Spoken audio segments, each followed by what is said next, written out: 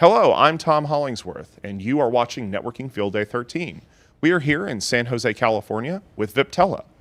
We have invited a group of networking bloggers, speakers, podcasters, and luminaries of the community to take part in this discussion, offer their opinions, ask questions, and add their voice to the conversation about software-defined wide area networking. If you would like to learn more about Tech Field Day, including how to become a presenter or a delegate, please join us at our website, techfieldday.com. If you would like to see more videos about this and other exciting technologies, please check out our YouTube channel at youtube.com/techfieldday. Welcome to the next segment. This time we are going to transition to talk about security. So we already covered how you add hybrid sites into your environment. We already covered how you enable brownfield interoperability. Now let's talk about security. Security is a really key element in here. When we're going to talk about cloud security in form of Zscaler, we'll talk about regional security. We'll see if we have time to talk about partner connectivity. It's a little bit more involved. But security landscape for Viptela has basically everything we do, as Ramesh mentioned in a previous segment, is predicated on a zero trust principle. So we identify infrastructure security. What is infrastructure security? Every element that is vEdge router, vSmart controller, or vManage management system knows how to protect itself. They all run on the hardened systems. They're all fully protected. There's no issue with those things being connected directly into the broadband because they run zone-based firewalls inside in order to be able to shield them from the ugliness of internet. If something tries to hit the device, some sort of a denial of service attack, we have controls to make sure that the device itself is not brought down, so there's no meltdown for that device. There's also controls, because it's zone-based, to make sure nothing leaks through that device to inside your network. So the device is fully capable, and in fact, that's how people are deploying our devices. They plug them straight into the broadband. Right? So infrastructure security is protecting the infrastructure elements themselves. Then, of course, there's a control plane security, which is through a secure communication between the control elements and the vEdge, which is the data plane elements. Then there's a data plane security, which is the IPsec, which is the strong encryption that happens between the vEdges themselves. And then finally, there's an application security, which are the policies where you can say steer things to firewalls or steer things through IDS, things of that nature. Right?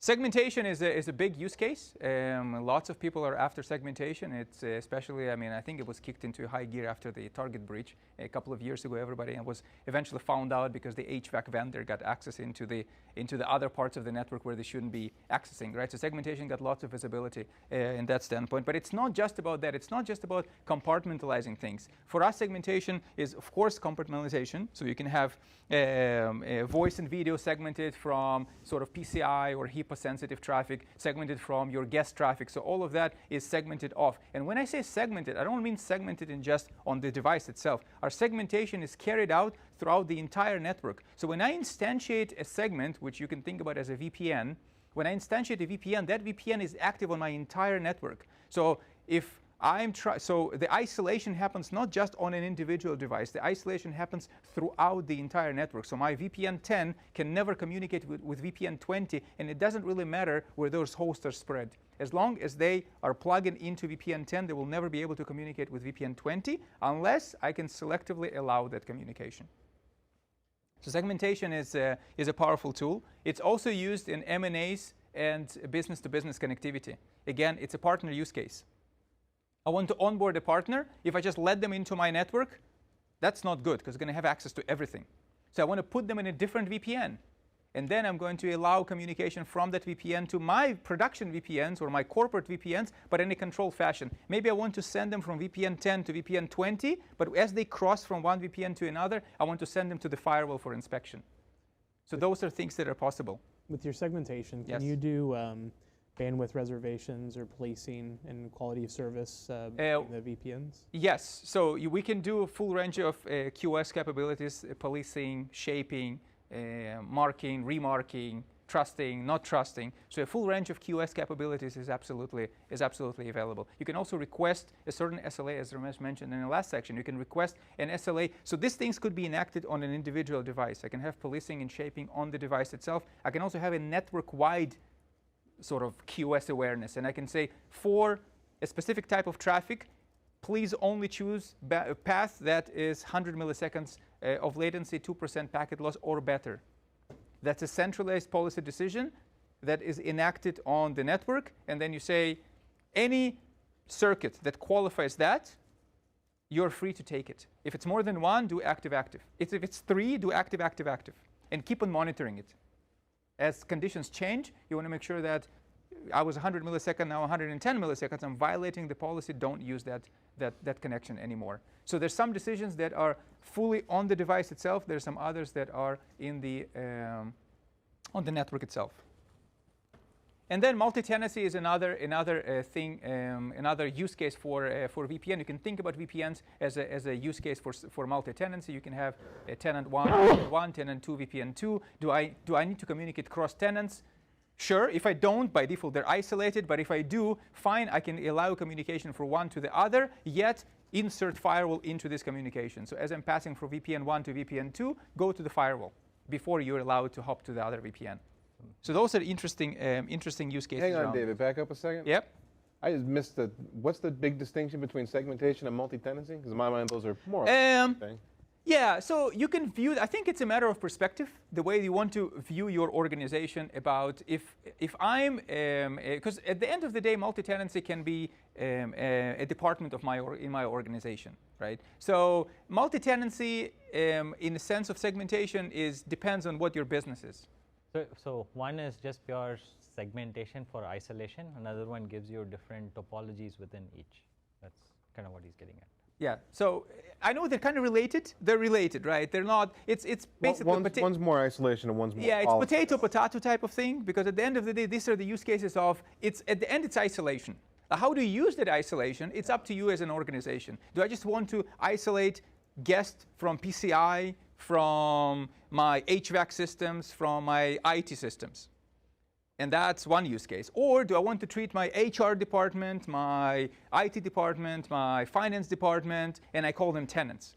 At the end of the day, it's your definition of what it means to be in that segment. Are you a tenant, or are you just a guest Wi-Fi user? So then maybe you can show that in action, right? Yes.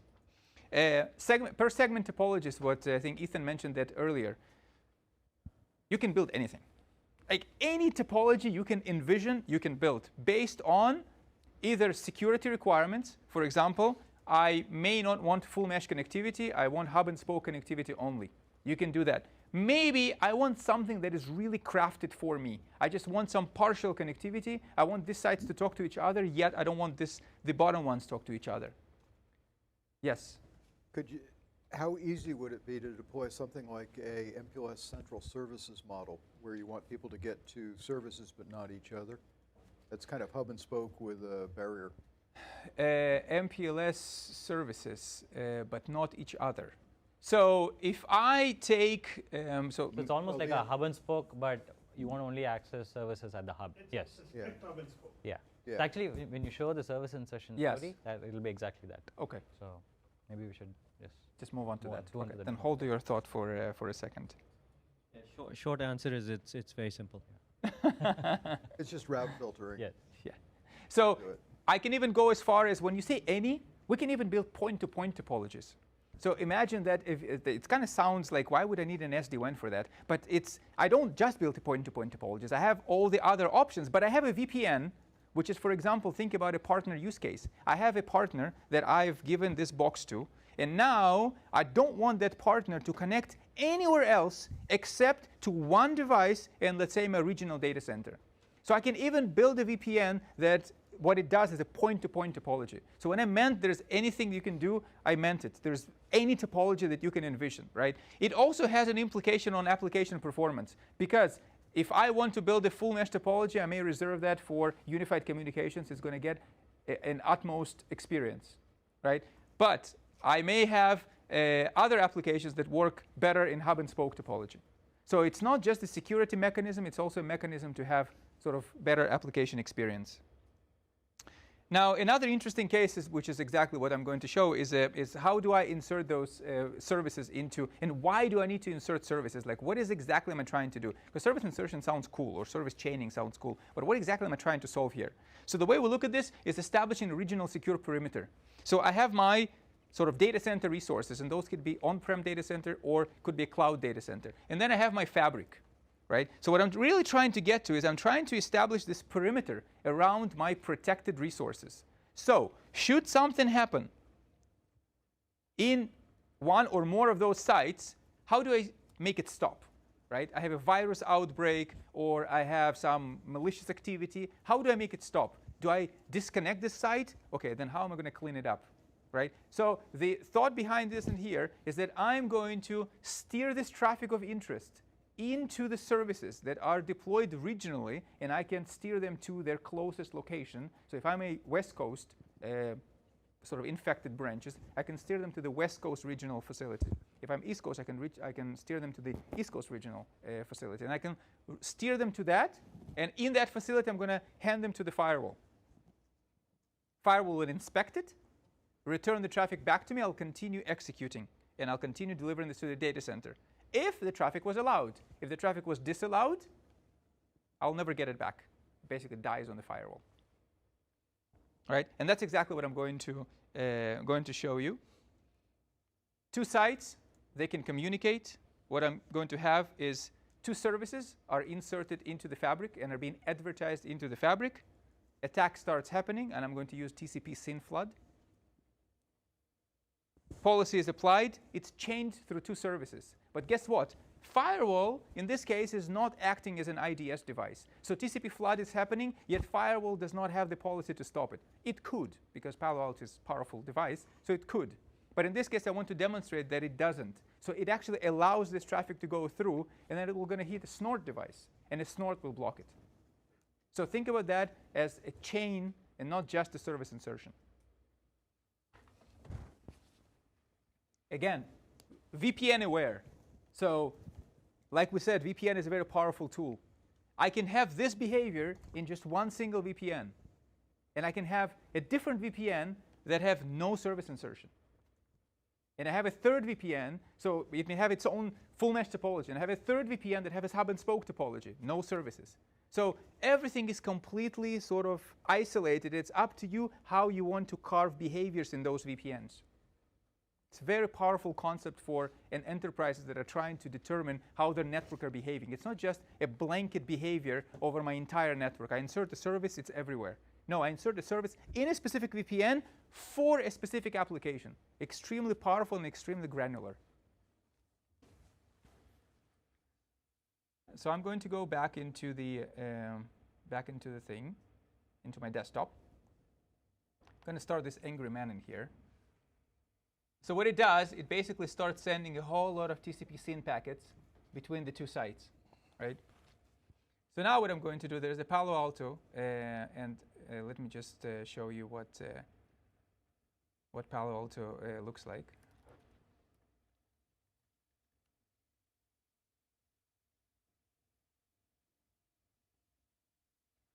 I'm just logging into Palo Alto, the virtual Palo Alto appliance. So it's going to have, it's going to take a second until it logs in, but it's going to have basically a policy that says that site going to, or remote site going to the data center, allow.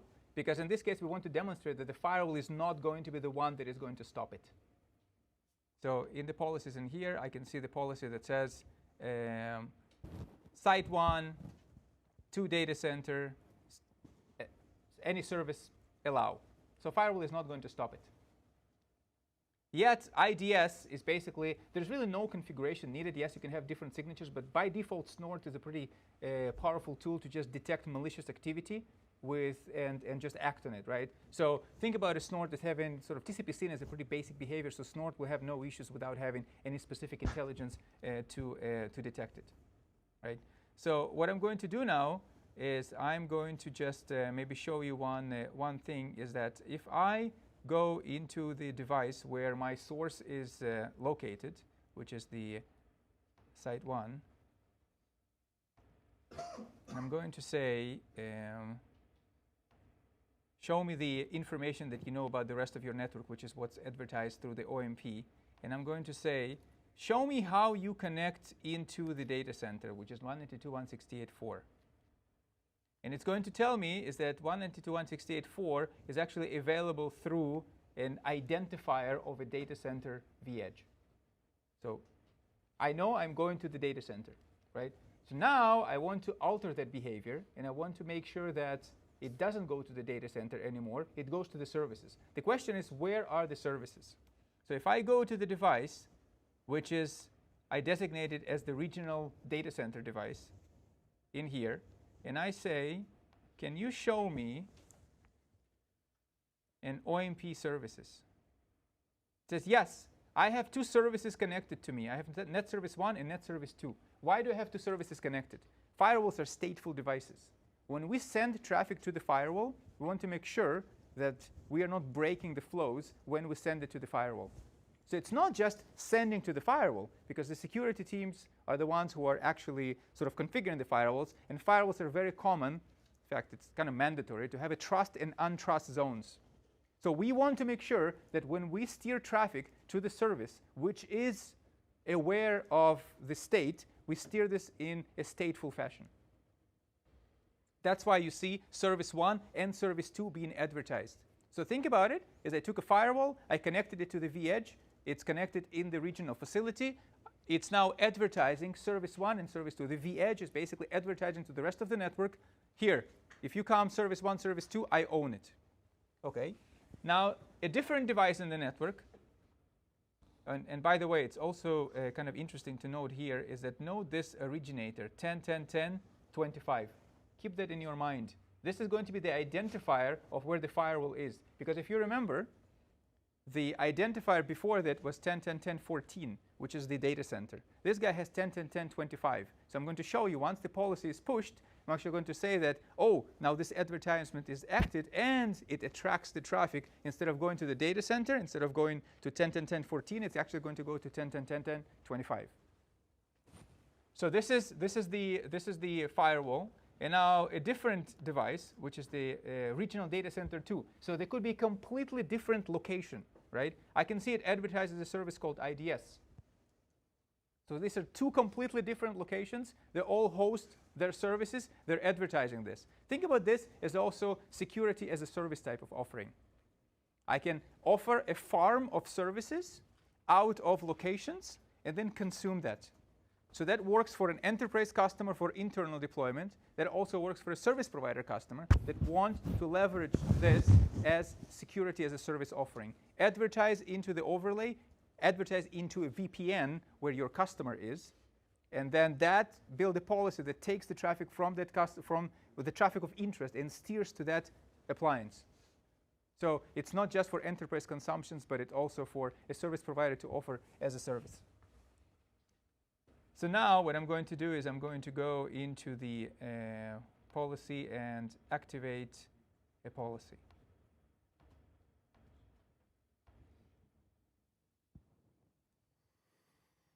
Now I'll go back into the, as the policy is being activated, I'll go back into the,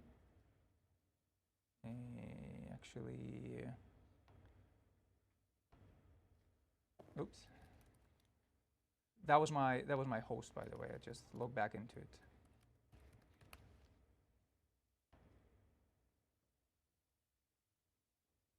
Okay, actually, I was kind of late. It was already active. You see the ping, the TCP flood stopped because the policy was already activated. So you see, no more TCP. So what happened? Who did what? Okay, so if I go now into the vManage back, and I go into the device, and I say site 1, that's where the attack has originated, and I go here, and I say, show me the OMP information. How do you get to 192.168.40? That used to show 10.10.10.14, which is the data center. Now, since I push the policy and says, no, you're not going to the data center. You're actually going to the regional data center, and I'm going to hand you over to that service. 10.10.10.10.25. That was the identifier of the regional facility. We steer the traffic from basically force that, not IP routing. We didn't just change a destination IP address. The routing stayed the same, but we took the traffic and we plummeted it through the tunnel that goes into the regional data center, and we gave it over to the firewall. So what firewall saw was the original packet with the original source and original destination. Now, what did the firewall do? David, real quick, the firewall's got to have a layer 2 adjacency to the Viptela box, right? The firewall needs to have an adjacency to the vEdge, yes. Yeah, at And it's connected to L2, the you're just L2. gonna Yes. send it Yes. as a direct connect. Yes. Yeah. Okay. Good point. If I go to the monitor, Tunnels upon it's kind of tunnels. sluggish, this Palo Alto, but I see this activity. Just one point here. So you can also do GRE with the service if the service allows it. So if you can configure, so it doesn't have to be directly connected. You can. It has to be. Right. It has If to be the smart endpoint connected. you're trying to get to has got GRE capability, Yes. you could build a Yes. tunnel that way. Sure, I get it. So you can see in here that a firewall has received the source 10.10.10, or sorry, 192.168.1, go into 4. The action was allow. So it didn't do anything. So that was not the firewall who stopped it. So who actually stopped it was, I have to hop into, apologize. So what I'm going to do now is I'm going to log into the console of the IDS device and show you that it actually took an action to here. See this counter? Actually, the attack is still happening. It's just data center is not being bombarded by those TCP scenes. All of those are dying on the snort. If I look at what it's matching, it's actually matching. So I was actually doing this SSH. So the port was always 22. So it did detect an SSH scan, and it was an attempted brute force attack. So that's basically what the IDS reports to you. So we took a traffic that was originated from the remote site, going to the data center. That was a malicious traffic. We pushed that traffic into the regional data center 1, where it got subjected to a firewall policy. Firewall returned the traffic back to us because it did not block it. There was no rule to block this traffic. It gave it back to us. We send it to another regional data center, where we send it to an IDS. Maybe you'll get some luck with it. An IDS blocked it. Do I have to do 2 data centers? Of course not. I can deploy this in the same data center. But that's just to show you that it's completely independent of how the topology is set up. And of course, as I'm hopping from data center 1 to data center 2, from site to the data center, all of that is completely built on the same principles of traffic independence. So how I constructed my network, am I using MPLS, am I using broadband, a mixture of the two, just broadband, just MPLS, all of that is irrelevant. What's relevant is I've been able to achieve this security perimeter in a way that allows me to chain this through 2 or more services. David, we have about 30 minutes left. Okay. Other essential elements. Okay. So let's see. By the way, do you have questions? I know it's a little bit kind of loaded. So we're not kidding when we said it's enterprise grade. That is what the enterprises that we are talking to are asking us to do. We didn't just build this because we woke up one day and we felt that this would be cool to do, which is cool to do, but that's not the main thing. So one challenge I can think of, I have some customers that are doing, they're all across the U.S., Yep. but they don't have regional data centers. They're doing DMVPN today with like Cisco CWS. Yeah. Do you have any integration partners that do web security? So first I'll answer the regional data center. So what is a regional data center? It's not some magical place that things just happen. For us, we treat every member of the fabric as an equal member of the fabric. So when I mentioned regional data center, it doesn't mean that it's an actual data center. What it means, it's a well-connected site that you decide, and when I say well-connected, it means it has enough bandwidth, because now it's going to become an incast for the traffic that goes to it. You, as an administrator of that system or somebody who designs the system, decided that this site has enough connectivity to accommodate all this incast of the traffic, and you are going to provision services in there. It doesn't mean that you now have to go and redesign your network and start building regional data centers. You can just designate facilities that already exist in your network and are SD-WAN facilities, because of course you need an intelligence of an SD-WAN fabric to do this. So you have a site that has already migrated to an SD-WAN site, and you decide it has good connectivity, either broadband, MPLS, both, or whatever, has enough bandwidth to accommodate the incast of traffic, and that's where I want to put a firewall. And you can say, I'm going to put one in Seattle, one in San Francisco for redundancy, then one in Austin, one in Chicago, one in New York, one in That's Miami. fine for some organizations, but I mean, Yes. you know, say you're a Seattle-based organization. Yeah. You build your first data center in Seattle. You build a second one, sure, San Jose, wherever. Well, you got offices in Georgia. Sure. You're not going to tunnel your traffic back to San Jose or Seattle. That is true. So that's why I was asking if you had partners that did web security that course. have Yeah. regional Yes. data centers. Yes. So we're probably going to run out of time for that, but We can talk about that off camera. Yeah, Zscaler. So- Zscaler, So a right? couple of things, right? One Yes. is certainly Zscaler. So Yes. actually, one of the demo we should show. is Yeah, Zscaler. I can just While- show you while you're guys. pulling that up, I Yes. can just Of course. respond to him, Yeah. right? So that's one. The second one is we do have a whole lot of value-added security partners who actually host this as a service and can spin up an instance of a VH right in front and insert that into the offering. Okay. Right. So both of those options are fine. So Zscaler is basically a connectivity to the cloud-based service. So if what you're looking for is a cloud-based security, so what we've shown you basically, it's an on-prem security or security as a service offering, right? But it does rely on actual boxes, maybe virtual boxes, but it's a piece of security infrastructure, right? So if you're subscribed to that, then service chaining is your friend. If you are in the locations, just like you say, which is remote locations, and you don't feel comfortable backhauling this to wherever the security service is, then yes, you can subscribe to cloud security such as Zscaler. That will be your friend. And again, it's on per VPN basis. So you can have VPN 1 that is doing this, and you can have VPN 2 that is taken into the Zscaler, and I can allow VPN 1 and VPN 2 to communicate. So if I'm creating VPNs, but I want to I'm not really looking for segmentation, I'm just looking for different behaviors, so I can do that too.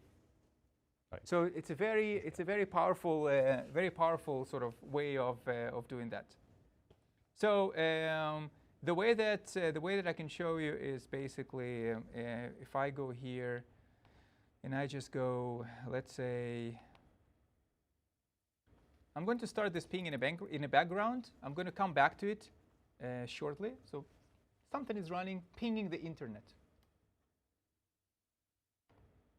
So what I'm going to do, I'm going to open a browser, go to two websites, Wikipedia, works, BitTorrent.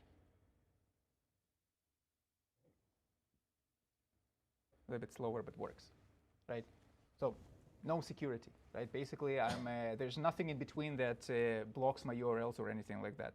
So what we have done is you like to do Zscaler integration. Of course, you contact Zscaler. They provision an account for you. They give you the information about how to build your tunnels, what is your endpoints. If you have a provisioned Zscaler service with them, then you would know. What you do on the vManage side is that you basically create a piece of a template in here,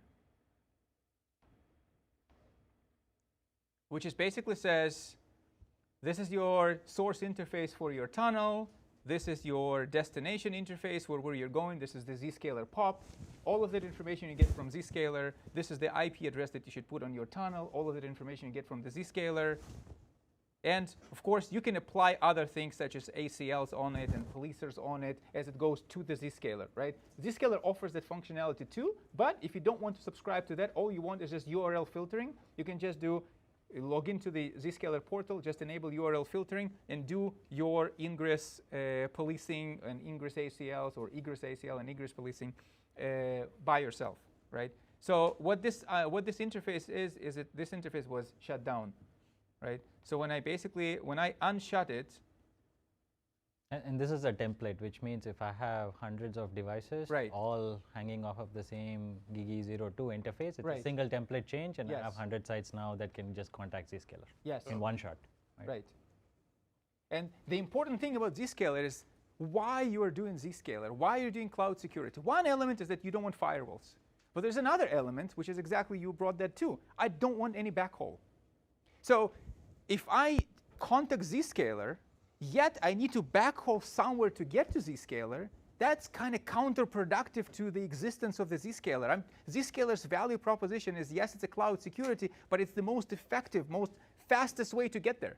So I don't want to tunnel somewhere and then get to Zscaler from there, because that's pointless. By doing template-based configuration, I'm now able to, from every single site, get out. So there's no administrative burden because it's all templatized. Yes, I get the fast path to get there because I'm not backhauling it through any other device somewhere in the network to get to the Zscaler, because that will be counter what Zscaler would want you to do.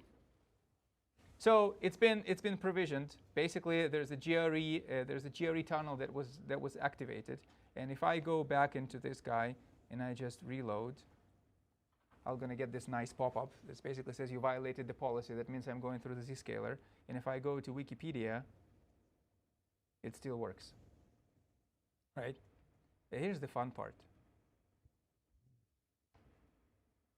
Remember that ping that I was running?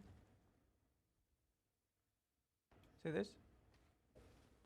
0 packet loss.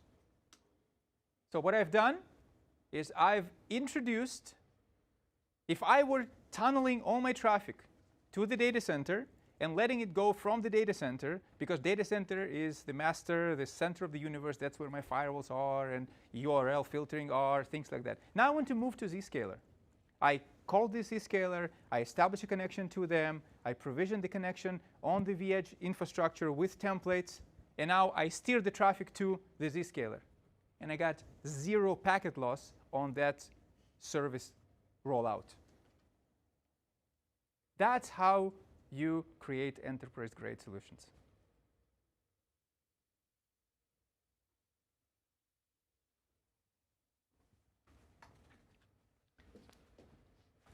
All right, next topic. You want to talk about Cloud. analytics? Or Cloud. should I? Cloud and then analytics. OK. All right. Let me talk about another interesting one. Can I ask a question? Yeah, absolutely. I forgot what the name of the controller device is called. vSmart. Be smart, because it's So smart. is there any requirement for like a persistent connectivity for branch offices to connect to that? And if so, what happens when they lose connectivity? Yes, Just a ad very hoc good question. tunnels, site to site kind of. Very good Yeah, so questions. Maybe while you're pulling that Yes, up, maybe I can please. answer. We'll just parallel multitask. OK. So short answer is every edge device has an active connection to, let's say, a pair of controllers for redundancy. That's what you use to propagate network-wide information. Network-wide information. Now, for some reason, if your connection to a vSmart goes down, the device hangs on to the last known good state. So your data plane connectivity still continues to function.